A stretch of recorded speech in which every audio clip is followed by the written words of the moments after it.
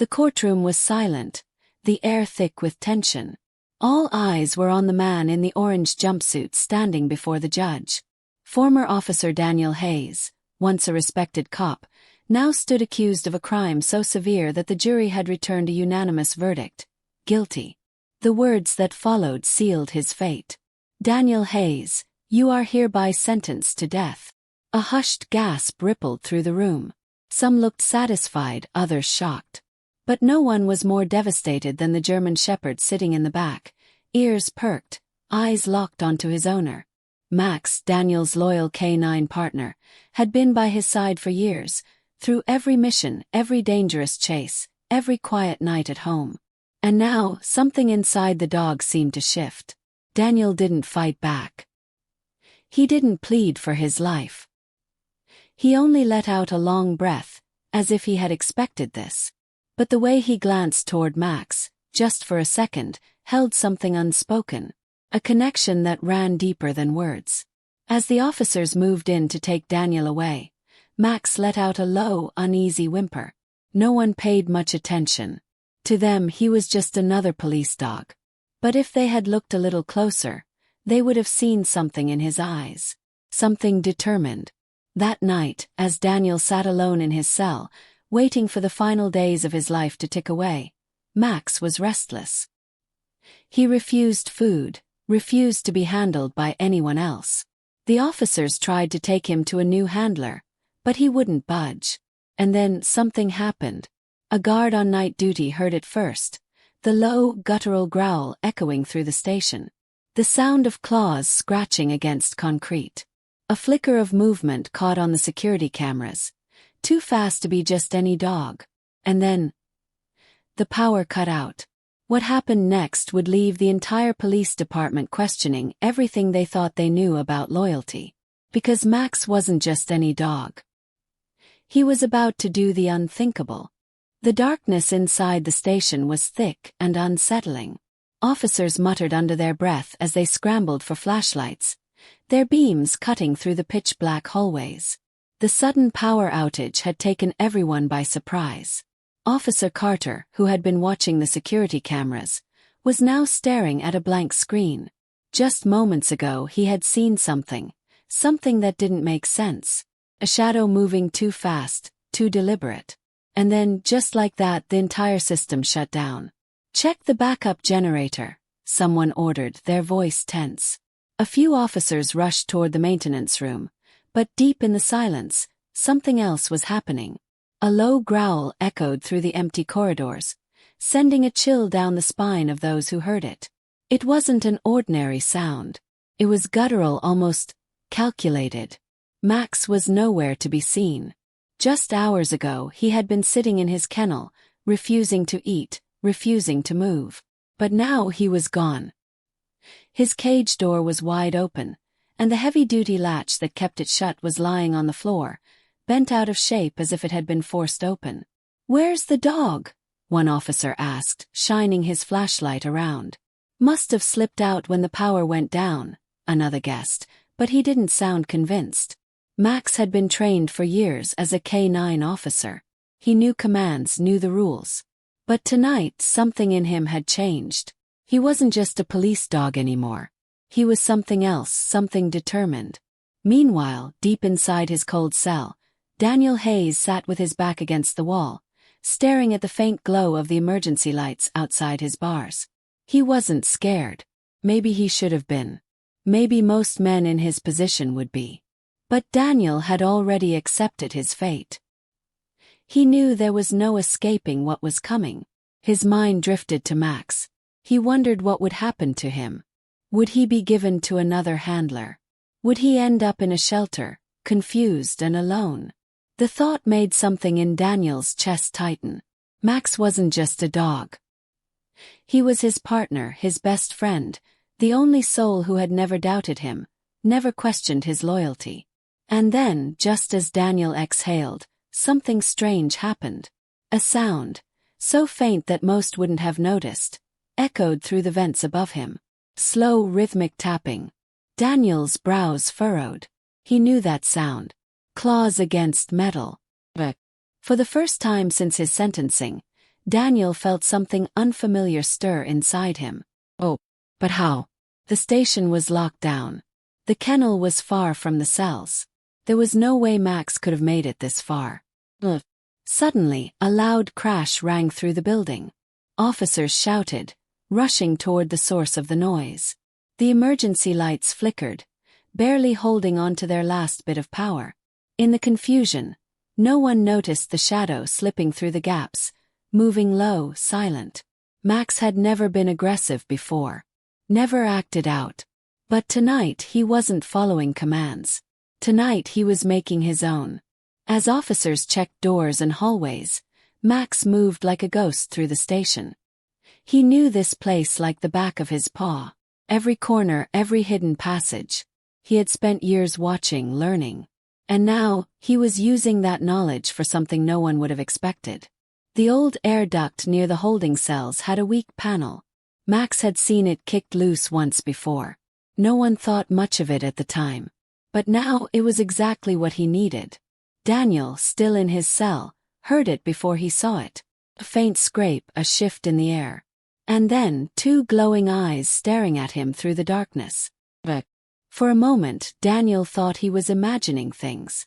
But then Max moved closer, pressing his nose against the bars, letting out a quiet, determined whine. Daniel leaned forward, whispering, "What are you doing, buddy?" Max didn't answer, of course. But he didn't need to. The answer was in his eyes. He wasn't leaving without him. Outside, the officers were still struggling to get the generator back online. The security doors had all reset, locking most of them in separate areas.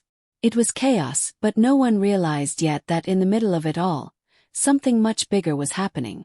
Max nudged at the bottom of the cell door. It was old, rusted. And there, just near the hinge, was a weak spot. Something small, something most wouldn't notice. But Max noticed. Daniel exhaled, shaking his head in disbelief. "You're not really thinking." Max backed up, then lunged forward, slamming his body against the door. It rattled but didn't give. Again. Harder. Daniel felt his heart race. He shouldn't have been encouraging this. He should have stopped him. But instead he found himself whispering, "One more time, Max." Max growled, took a step back, then charged. The metal groaned. The lock wasn't built for this kind of force. It had held back criminals, but it had never been tested against something like Max. Something fueled by loyalty, desperation, and an unbreakable bond. And then, a loud crack. The cell door shifted. Just a little. Just enough. Daniel stared, barely believing what he was seeing. He reached out, fingers wrapping around the edge of the door. With one last pull, the lock snapped. Silence. Max stood there, panting, waiting. Daniel stepped forward, feeling the weight of everything crashing down on him. He had been ready to accept his fate, ready to let it all end. But now, as he looked down at the dog who had never once given up on him, he knew one thing. Max wasn't here to say goodbye. He was here to run. And for the first time, Daniel wasn't sure if he had the strength to stop him. Daniel stood frozen for a moment, staring at the open cell door. His heart pounded, not from fear but from something else. A feeling he hadn't expected to have again. Possibility. Ois. Max's eyes locked onto his, urging him forward. The dog had done something incredible, something no one would believe, but now the decision was Daniel's. He could stay, accept his fate, let the world believe what it wanted about him. Or he could run. Outside the cell block, the chaos in the station was still unfolding. The power flickered, officers shouting orders as they tried to get control of the situation. They were distracted, which meant this was the only chance. But where would he even go? He was a cop. He knew how these things worked. The second they realized he was gone, the manhunt would begin. Max let out a low whine, stepping closer as if to say, "Trust me." Daniel took a slow breath, then moved. Every muscle in his body screamed at him to be cautious, but his instincts told him there was no time. He crouched beside Max, running a hand through the thick fur at the dog's neck. "I hope you have a plan," he whispered. Max turned and led the way. Moving through the dimly lit hallway, Daniel kept his steps light. The emergency power had kicked in by now, leaving only a few red-tinted lights casting eerie glows along the walls. He knew this building like the back of his hand, but sneaking through it as a fugitive was something else entirely. A voice echoed from a nearby corridor. "Check the holding cells. We don't know what else is affected by the power outage." Daniel stiffened. If they reached his cell before he got out, it was over. He pressed himself against the wall, Max staying perfectly still beside him, ears twitching as he listened. A step. Getting closer. They had to move. Max suddenly turned toward a door at the end of the hall, the old evidence room. Daniel hesitated. The room didn't have an exit, just storage. But then he remembered something. A long time ago, this station had undergone renovations, and during that process, part of the back wall had been left weaker than the rest. Not enough for anyone to care, but Max's nose was already against the door, pushing it open. Daniel followed, slipping inside just as the heavy footsteps rounded the corner.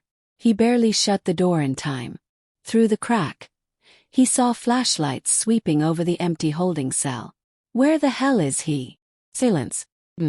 "We have an escape." The radio crackled to life. "All units be advised. The prisoner is missing." Daniel's stomach dropped. There was no going back now.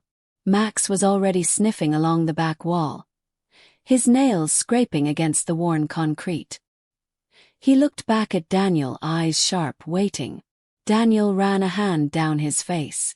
"You really thought of everything, didn't you?" He knelt and pressed his palms against the wall. The bricks were old, barely holding together. If they could just create a small opening. Suddenly, the doorknob behind them rattled. Daniel's blood ran cold. "Check in here." "No time." Max lunged forward, his powerful body slamming into the weak section of the wall. Crack formed. Another hit, and the mortar gave way, a chunk of brick falling loose. Daniel didn't wait. He reached in, pulling at the broken pieces, widening the gap just as the door behind them swung open. A beam of light cut through the darkness. "There!" Daniel squeezed through the opening, Max right behind him. The second they were through, he took off running. They emerged behind the station, the cold night air hitting him like a slap. They were out. But they weren't free yet. Sirens blared inside. The entire station was now in high alert. Max darted ahead, leading Daniel toward the only place that made sense, the woods beyond the parking lot. If they could make it there, they'd have a chance to disappear. Daniel's mind raced as he ran. How had this happened? Hours ago, he was ready to accept death. And now he was running like a man who had something left to fight for. And maybe he did. Because there was one thing that still haunted him, the truth. He hadn't done what they said he did.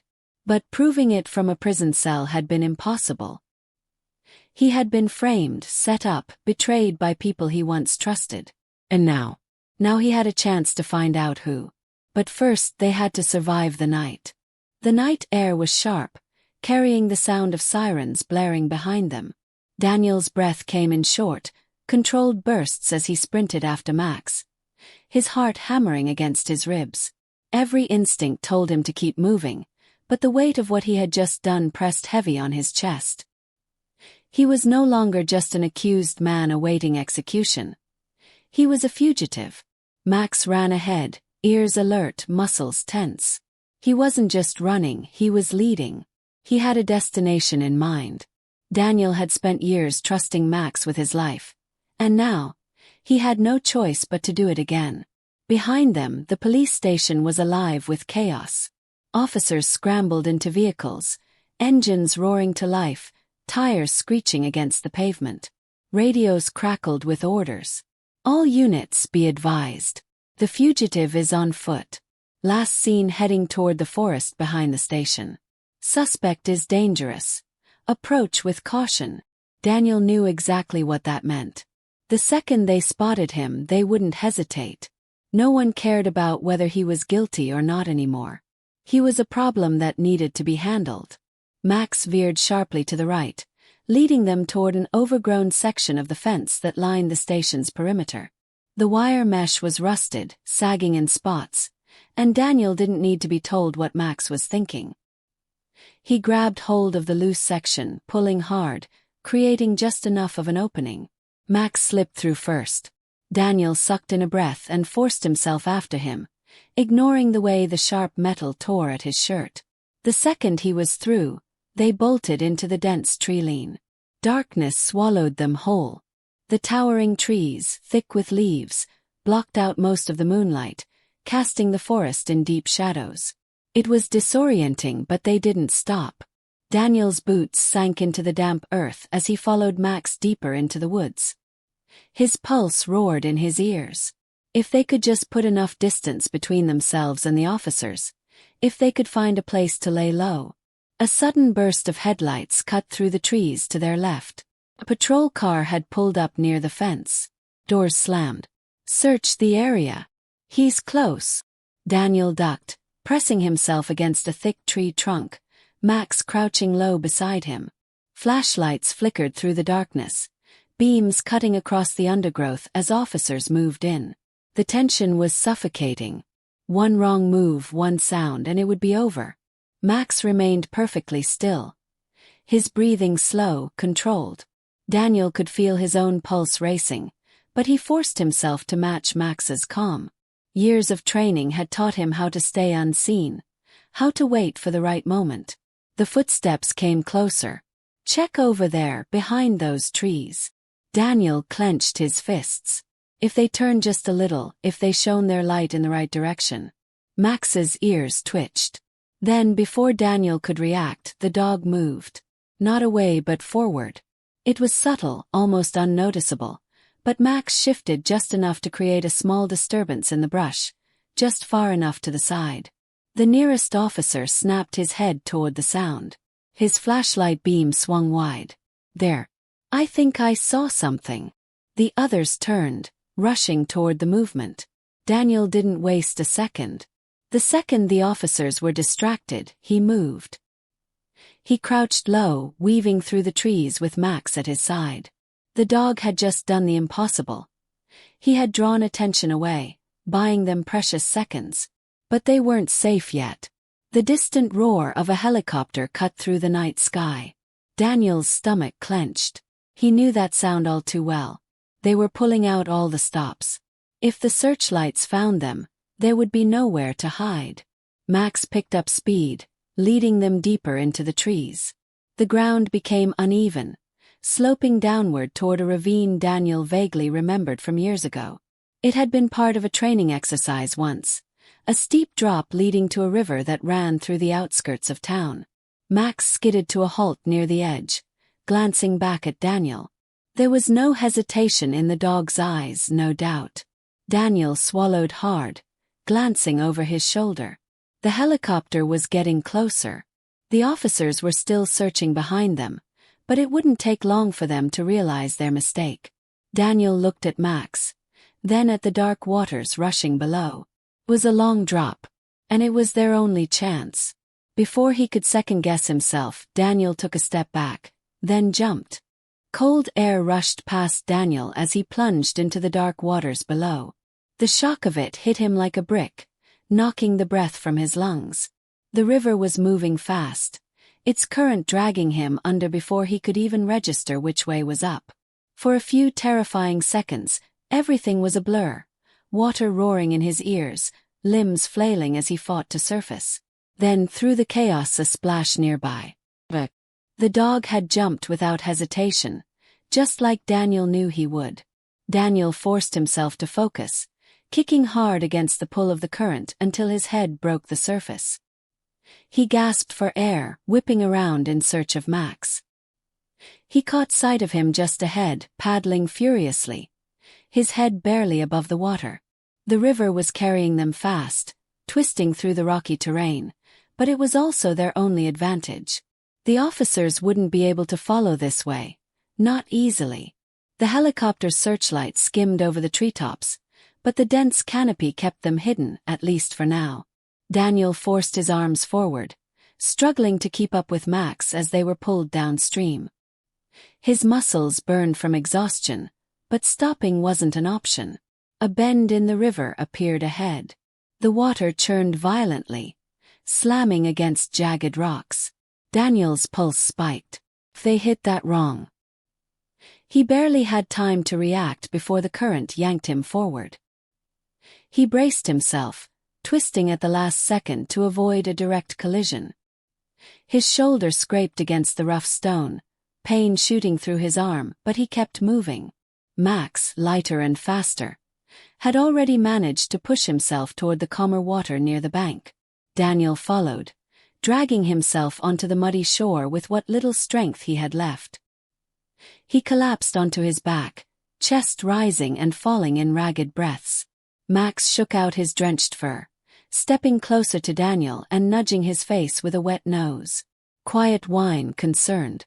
"I'm good," Daniel muttered, even though every muscle in his body disagreed. "Just give me a second." But they didn't have a second. A sound in the distance made Daniel's blood run cold. Engines. Not just one but multiple. The police were circling ahead, cutting off possible exits. They were being hunted. Daniel forced himself up, wincing as his body protested. His shoulder throbbed, but he ignored it. They needed to keep moving. Max was already on alert, ears perked, nose twitching as he sniffed the air. Then suddenly he tensed. Daniel followed his gaze up the ridge. At first he didn't see anything. And movement. A shadow shifting between the trees, watching. His breath caught in his throat. It wasn't the police. Whoever it was, they weren't using flashlights. They weren't calling for backup. They were just standing there, waiting. A cold chill crawled down Daniel's spine. Someone else was out here. And they had been expecting him. Max let out a low growl, stepping protectively in front of Daniel. But before he could react, the figure turned and disappeared into the woods. Daniel's gut twisted. He had been so focused on escaping that he hadn't even stopped to consider who else might be watching. Because if someone had been waiting for him out here, that meant someone knew this was going to happen. The real question was who and why. Daniel's pulse pounded in his ears as he stared up at the ridge where the shadowy figure had stood. His body was exhausted, his mind racing. Someone had been watching him, waiting for him. That meant this wasn't just about his escape. It was bigger than that. Max stayed close, his body tense, eyes locked on the spot where the figure had disappeared. Every instinct told Daniel to run in the opposite direction, but something held him back. He needed answers. He had spent months rotting in that cell, accused of something he didn't do. If he kept running now, he'd never know the truth. Taking a deep breath, Daniel pushed himself up. His shoulder ached, his clothes were soaked, and every muscle in his body screamed for rest. But he forced himself forward. Max moved beside him, silent and focused. They climbed the ridge slowly, Daniel keeping his steps light, his eyes scanning the darkness ahead. The trees were thick, the air heavy with damp earth and pine. He knew they weren't alone. Someone was close. Then, just as he reached the top, a voice broke the silence. "I was wondering how long it would take you to get here." Daniel froze. The voice was familiar. Too familiar. A figure stepped into view, and Daniel felt his stomach drop. Standing in the dim moonlight, dressed in dark clothes, was someone he never expected to see again. Detective Ryan Mercer, Daniel's former partner. The man he had trusted with his life. The man who had testified against him. Daniel's jaw clenched. His heart hammered in his chest. "You," Mercer smirked. "You always were a stubborn one. I figured you'd either be dead or on the run by now." Daniel's fists tightened. "You set me up." Mercer tilted his head slightly, as if considering the accusation. Then with a quiet sigh he said, "Yeah, I did." The confession hit Daniel like a punch to the gut. He had suspected it, had known deep down that someone on the force had betrayed him. But hearing Mercer admit it so easily made his blood boil. Why? Daniel's voice was low, steady, but there was an edge to it. Dangerous one. Mercer stepped closer, his expression calm, controlled. Because you were too good, Danny. Too clean. Too damn honest. You actually believed in doing the right thing. He let out a small chuckle. That made you a problem. Daniel's mind raced. He had spent months trying to piece together what had happened, how the evidence against him had been so perfectly placed. Now it all made sense. You needed me out of the way, Daniel said slowly, realization settling in. But you didn't just frame me. You made sure I'd never get the chance to fight back. His chest tightened. The death penalty. Mercer shrugged. It was the cleanest way. No loose ends. No surprises. His eyes flicked to Max, but I didn't account for him. Daniel glanced at Max, who stood between them. His muscles coiled, his teeth bared. The dog had never liked Mercer, not really. Now Daniel knew why. Mercer sighed. Look, I'll make you an offer. Walk away now, disappear, and I won't send every officer in this city after you. Daniel let out a hollow laugh. You think I trust you? Mercer's smirk faded. No, he admitted. I think you don't have a choice. Silence stretched between them. The distant hum of helicopters still lingered in the air. Officers were out there, hunting him. But standing here, facing the man who had stolen everything from him, Daniel realized something. He wasn't the one who needed to run. Mercer had made a mistake coming here alone. Daniel took a step forward, his voice steady. I'm not going anywhere. Mercer's hand moved toward his jacket, toward the gun he had hidden there. Max growled, muscles tensing. But before Mercer could draw his weapon, another sound cut through the night. Voice. Dark. Commanding. Drop it, Mercer. Both men turned. Emerging from the trees were 3 uniformed officers, guns drawn, eyes locked on Mercer. And standing behind them, his expression unreadable, was Captain Reynolds. Daniel felt his breath catch. Reynolds took a slow step forward, his gaze never leaving Mercer. We heard everything. For the first time, Mercer's confidence wavered. You don't understand. Reynolds cut him off. No, do. I should have questioned things from the start. His voice was firm, but there was something else in it, regret. I didn't. That's on me. Daniel stood frozen, trying to process what was happening. Reynolds turned to him. You were right. And I was wrong. Daniel swallowed hard. He had spent so long believing no one would listen. And now, finally, the truth was out.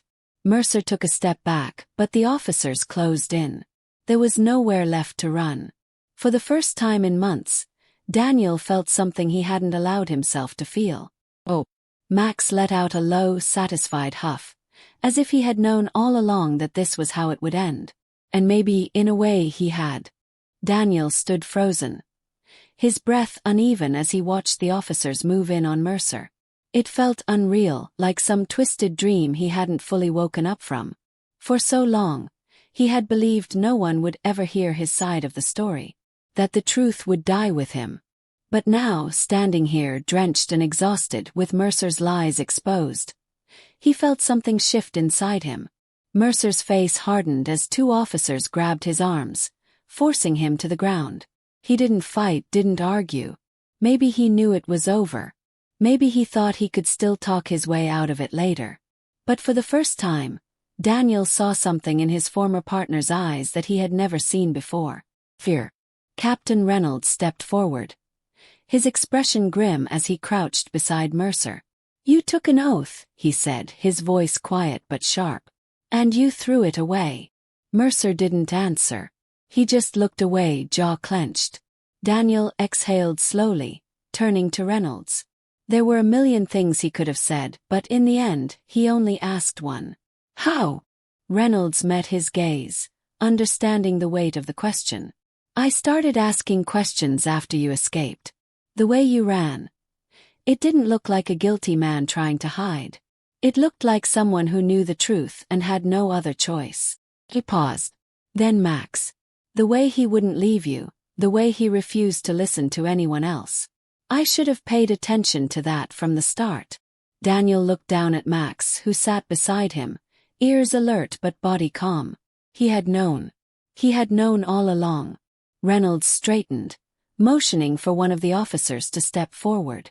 There's still a process, but with Mercer's confession, the case against you won't hold. You'll be cleared. He hesitated. I know that doesn't fix everything. Daniel nodded, the weight of everything crashing into him all at once. Months of fear, of isolation, of believing the world had turned against him. It wasn't something that could be undone in a single moment. But at least now he had a chance. The officers led Mercer away, disappearing into the trees. The distant hum of police radios filled the air as the others worked to secure the area. But for Daniel it was all background noise. Max nudged his hand, and Daniel let out a quiet breath, running his fingers through the dog's damp fur. "We did it, buddy," he murmured. "We made it." For the first time in what felt like forever, he let himself believe those words. The next few days passed in a blur.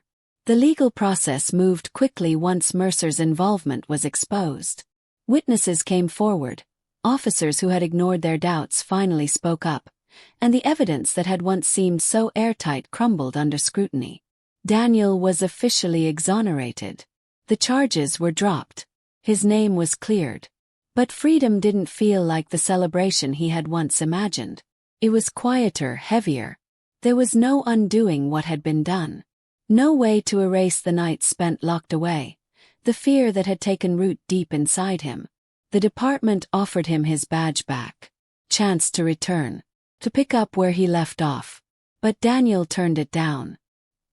He wasn't the same man who had walked into that courtroom months ago, believing in a system that had failed him so easily. He wasn't bitter, not entirely, but he couldn't go back. He needed something different. Instead he packed a small bag, took Max and left the city. Not running. Not hiding. Just starting over. The air smelled different in the countryside, fresher. The nights were quieter, filled with the sounds of crickets instead of sirens. It wasn't home, not yet. But it was something close. Max adjusted quicker than Daniel did, settling into the new routine with an ease that made Daniel jealous. He would watch the dog chase after birds in the field, rolling in the grass without a care in the world, and wonder how he had ever doubted him. One afternoon, as he sat on the porch of the small cabin he had rented, he found himself staring at the sky, lost in thought. He had spent so much time trying to survive, trying to prove his innocence, that he hadn't stopped to think about what came next. Maybe he didn't have to. Maybe it was okay to just be. Max trotted up to him, dropping a worn-out tennis ball at his feet. His tail wagged expectantly. Daniel chuckled, shaking his head. "You never stop, do you?" Max barked once, an unmistakable challenge. Daniel sighed, then stood, picking up the ball. He felt the weight of it in his palm, felt the warmth of the setting sun against his skin. Then, with a small smile, he threw it as far as he could. Max bolted after it, kicking up dirt as he ran, ears flopping in the wind. Daniel watched him go, the tension in his chest easing just a little more. For the first time in a long time, he wasn't running from something. He was just moving forward.